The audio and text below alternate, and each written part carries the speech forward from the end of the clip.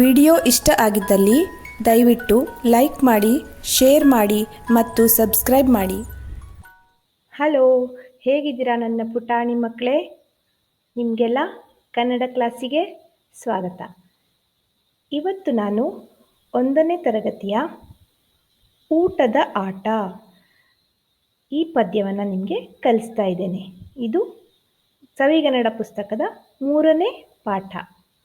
ಊಟದ ಆಟ ಪದ್ಯವನ್ನು ನಿಮಗೆ ಕಲಿಸ್ತಾ ಇದ್ದೇನೆ. ಈ ಪದ್ಯವನ್ನು ಬರೆದವರು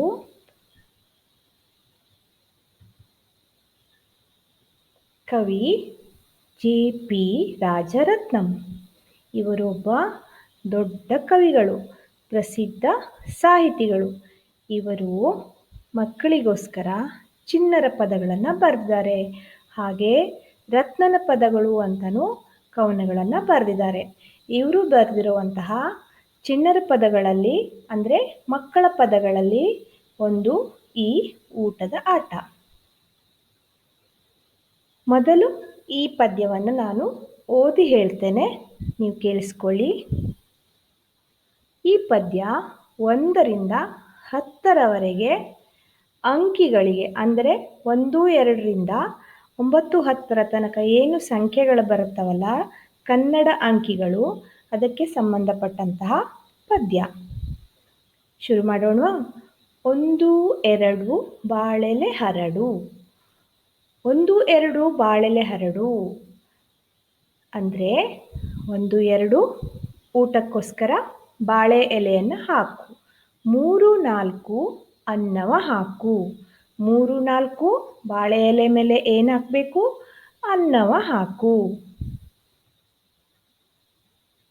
5, 6 ಬೇಳೆ ಸಾರು. ಬಾಳೆ ಎಲೆ ಮೇಲೆ ಅನ್ನ ಹಾಕಿದ ಮೇಲೆ ಖಾಲಿ ಅನ್ನ ತಿನ್ನೋಕ್ಕಾಗತ್ತಾ? ಇಲ್ಲ, ಅದಕ್ಕೇನಾದರೂ ಹಾಕ್ಕೋಬೇಕಲ್ವಾ? ಸಾರು. ಏನು ಸಾರು? ಬೇಳೆ ಸಾರು. ಬೇಳೆ ಹಾಕಿ ಮಾಡಿರೋಂಥ ಸಾರು. 7, 8 ಪಲ್ಯಕ್ಕೆ ದಂಟು. 7, 8 ಪಲ್ಯಕ್ಕೆ ದಂಟು. ಬಾಳೆ ಎಲೆ ಮೇಲೆ ಏನೇನೆಲ್ಲ ಹಾಕಿದ್ದಾರೆ ನೋಡಿ ಇಲ್ಲಿ. ಪಲ್ಯನೂ ಇದೆ ಅಲ್ವಾ, ಪಲ್ಯಕ್ಕೆ ದಂಟು ಇದೆ ಅಂದರೆ ತರಕಾರಿ ಹೋಳುಗಳನ್ನು ಪಲ್ಯಕ್ಕೆ ಹಾಕ್ತಾರೆ. 9, 10 ಎಲೆ ಮುದಿರೆತ್ತು. 9, 10 ಎಲೆ ಮುದಿರೆತ್ತು ಅಂದರೆ ಎಲೆಯನ್ನು ಮಡಿಸುವುದು. ಊಟ ಮುಗಿದ ಮೇಲೆ ಎಲೆನೇನು ಮಾಡ್ತಾರೆ? ಮಡಿಸ್ಕೊಂಡು ತಗೊಂಡೋಗಿ ಎಸಿತಾರೆ.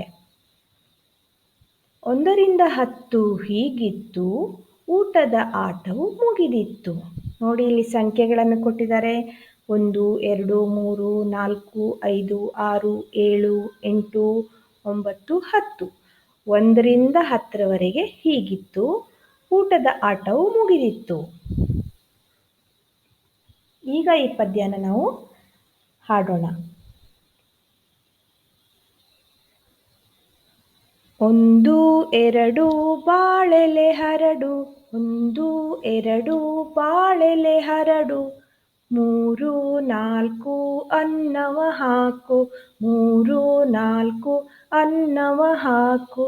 5, 6 ಬೇಳೆ ಸಾರು. 5, 6 ಬೇಳೆ ಸಾರು. 7, 8 ಪಲ್ಯಕ್ಕೆ ದಂಟು. 7, 8 ಪಲ್ಯಕ್ಕೆ ದಂಟು. 9, 10 ಎಲೆ ಮುದಿರೆತ್ತು. 9, 10 ಎಲೆ ಮುದಿರೆತ್ತು.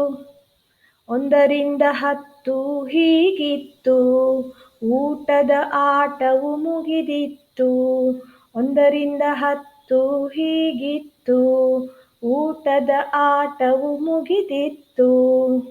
ಮಕ್ಕಳೇ, ನೀವು ಸಹ ಈ ಹಾಡನ್ನು ಕಂಠಪಾಠ ಮಾಡಿಕೊಳ್ಳಿ. Thank you.